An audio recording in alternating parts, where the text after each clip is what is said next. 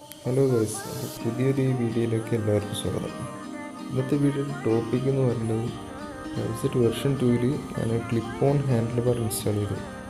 അതിൻ്റെ ഒരു first ride impression, അതുപോലെ റിവ്യൂ ഡീറ്റെയിൽസ് ഒക്കെയാണ് ഈ വീഡിയോയിൽ ഞാൻ പരിചയപ്പെടുത്തുന്നത്.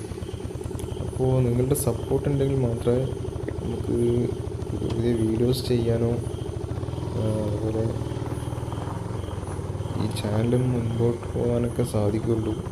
അപ്പോൾ എല്ലാവരും ഒന്ന് സബ്സ്ക്രൈബ് ചെയ്യുക, അതുപോലെ തന്നെ വീഡിയോ ഇഷ്ടപ്പെട്ടിട്ടെങ്കിൽ ഒന്ന് ലൈക്ക് ചെയ്യുക. അപ്പോൾ നമുക്ക് ടോപ്പിക്കിലോട്ട് കിടക്കാം. ഞാൻ ഇൻസ്റ്റാൾ ചെയ്തിരിക്കുന്നത് നമ്മുടെ Royal Enfield Continental GT 650 handle ബാറാണ്. പിന്നെ വെബ്സൈറ്റിൻ്റെ ഫോർക്കിൽ ഡയറക്റ്റ് ഫിറ്റ് ആവുന്നത് R15 version 3 handle bar fit ആവും. അതുപോലെ തന്നെ GT 535 ഡയറക്റ്റ് ഫിറ്റ് ആവും. പക്ഷേ ഈ രണ്ട് ഹാൻഡിൽ ബാറും കുറച്ചും കൂടി ഹൈറ്റ് കുറവാണ്. അതുകൊണ്ട് തന്നെ നമ്മൾ ഒന്നും കൂടി ടാങ്കിൽ കിടന്ന് ഓടിക്കേണ്ടി വരും. ഭയങ്കര ഹൈറ്റ് കുറഞ്ഞിട്ട് വരും. അപ്പോൾ അതുകൊണ്ടാണ് ഞാൻ അത് രണ്ടും ചൂസ് ചെയ്യാൻ. പിന്നെ ഈ രണ്ട് ഹാൻഡിൽ ബാർ യൂസ് ചെയ്യുമ്പോൾ ഒന്നിക്ക് ഫോർക്കൊന്ന് പൊക്കി വെക്കണം, അല്ലാണ്ടെങ്കിൽ ഫോർക്ക് എക്സ്റ്റൻഷൻ യൂസ് ചെയ്യണം.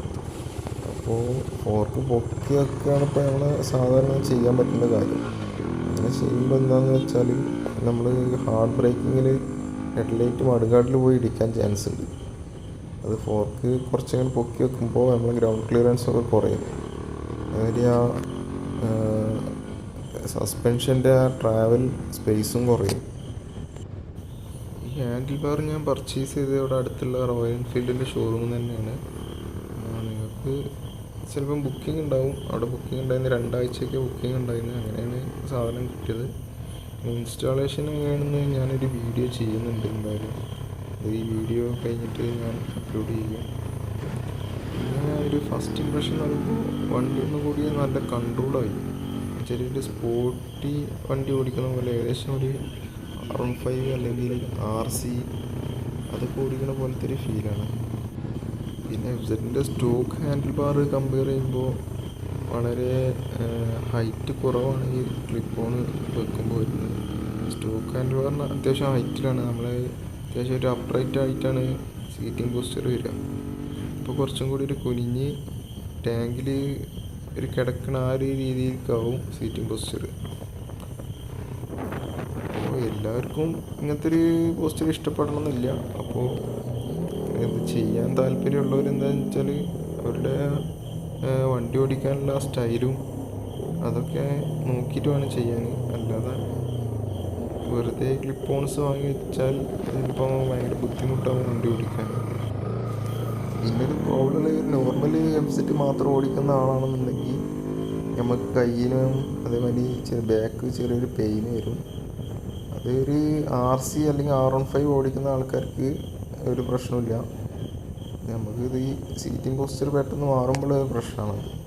ഈ ക്ലിപ്പ് ഓൺസ് യൂസ് ചെയ്യുമ്പോൾ നമ്മൾ ഈ സ്റ്റോക്ക് മിറർ കുറച്ച് ബുദ്ധിമുട്ടാണ്. അത് വല്ലാതെ വ്യൂ കിട്ടുന്നില്ല. അത് നമ്മൾ കുറച്ച് കുഞ്ഞിരിക്കുന്നതുകൊണ്ട് ഒന്നുകൂടി മിററിൻ്റെ അടുത്തൊക്കെ ആയതുകൊണ്ട് മിററിലുള്ള പെട്ടെന്ന് അങ്ങനെ കാണാൻ പറ്റില്ല. അപ്പോൾ ബാറിൻ്റെ മിറർ യൂസ് ചെയ്യാവും ക്ലിപ്പ് ഓൺസിൻ്റെ കൂടെ ഒന്നുകൂടി ബെറ്റർ. പിന്നെ വെബ്സൈറ്റിൻ്റെ സ്റ്റോക്ക് ഹാൻഡിൽ ബാർ കമ്പയർ ചെയ്യുമ്പോൾ ക്ലിപ്പ് ഓൺസ് അത്രത്തോളം കംഫർട്ടബിൾ അല്ല. സ്പോർട്ടി റൈഡിങ് സ്റ്റൈൽ ആയതുകൊണ്ട് തന്നെ കയ്യിൽ കുറച്ച് വെയിറ്റ് വരും, നമ്മളൊന്ന് കുഞ്ഞിരിക്കുന്നുണ്ട്.